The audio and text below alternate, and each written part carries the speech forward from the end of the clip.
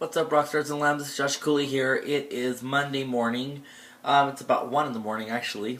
I just did a video blog not very long ago, less than 24 hours ago.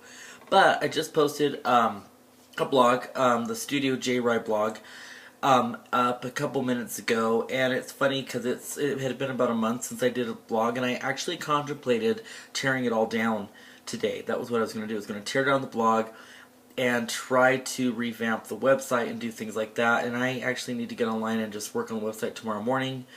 I have a late start tomorrow, so I can work on that and get really in depth with things for Rockstars and Lambs. But I wanted to let you know that in regards to the blog that was posted today on January 20, well, it says January 29th because I wrote that Sunday. It is officially Monday now, so January 30th on StudioJRY at blogspot.com. It says, personally, professionally, and spiritually, I'm back.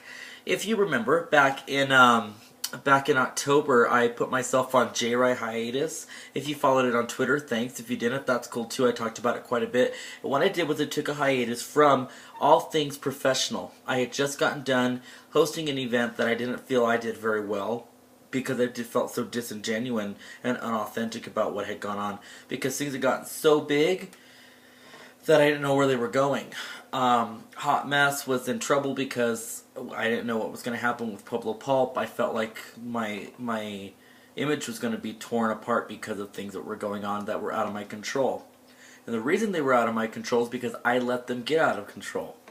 In the blog, you'll see I get really intimate. I'm looking at my laptop while I'm on the iPad right now, so I'm using it as my guide. But I talk about in late October how I announced my hiatus. And hiatus is just a nice big word, a Greek word for break. So we're taking a break from people. I took a break from people, from work, from people like that. It's a cute coffee mug. It says "Hello, gorgeous" on it. I'd show you, but I'm going to spill it. I took a break from people. Professionally, I started to pull away from trendsetters because I knew I was going to get ready to make an investment in my salon and the salon space.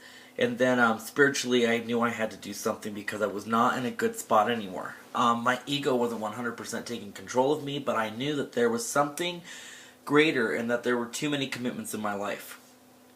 One of the paragraphs is really, really intimate and kind of really revealing about November and December. In December this last year, I was quite depressed. I hadn't been that depressed in a very long time, and people noticed it, and they're like, I wish you would get some rest, or they were like, I'm worried about you, and it actually got on my nerves. I was not about people asking me and telling me, because when there's a problem, I've learned that you have to live through it and grow through it.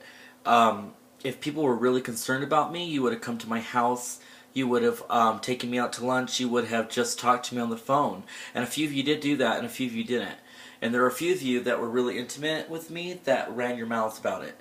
And I had even heard stuff about Josh Cooley's going crazy, Josh Cooley's a douchebag, Josh Cooley's rude. You know, by December, I was way over it. My grandfather got put in ICU. I was dumped by my best friend. I confessed my crush to somebody that was really intimate and close with me, and had to make peace with this person that I was becoming, and I didn't like it anymore. I've been in that spot many, many times, and I don't like when I get to that spot. It means that there's too much. And so I even talk about in November last year when I signed the contracts on the salon, every account I could ever own was financially overdrawn. Somebody like me who has a six-figure income should never be overdrawn at any series of time. Someone who's a business owner and owns the brand that I'm creating should never have had that happen. But we all have moments where we stray off our path. And there's a really key sentence, and I even tweeted it tonight before, and I say sometimes we have to go to the bittersweet hell that is in us to find our light again. And your light is what you need to project to the world. But sometimes we have to sit with Satan, figuratively saying, and have tea with him and say, you don't have me. You do not have control over me. In Kabbalah, we learned that the Satan in Hebrew equals your ego. And sometimes we need to sit with our ego and tell our ego that you are not allowed to take control of me. Whatever's inside me is what the world needs to see. So everything as a hairdresser, as a writer, as a business person is only going to get bigger and brighter for me.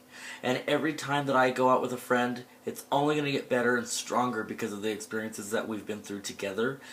everything that I can do for my clients, you guys know that you are my world. You are an appendage, like you are a finger or a hand or a piece of me.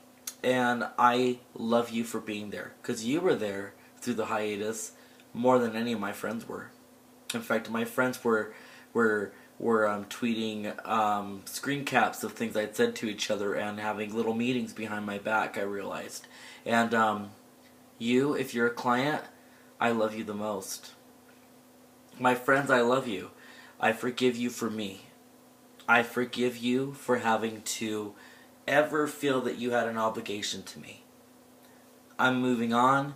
I'm continuing on. The StudioJRY brand is going to grow this year. I'm excited to unleash something really important and get really back into writing and consolidating all my projects into one website. Can't wait to show you. Just can't wait to show you. I'm back. Go to StudioJRY.blogspot.com to read the blog. It is personally, professionally, and spiritually, I'm back. Bye haters, hello lambs.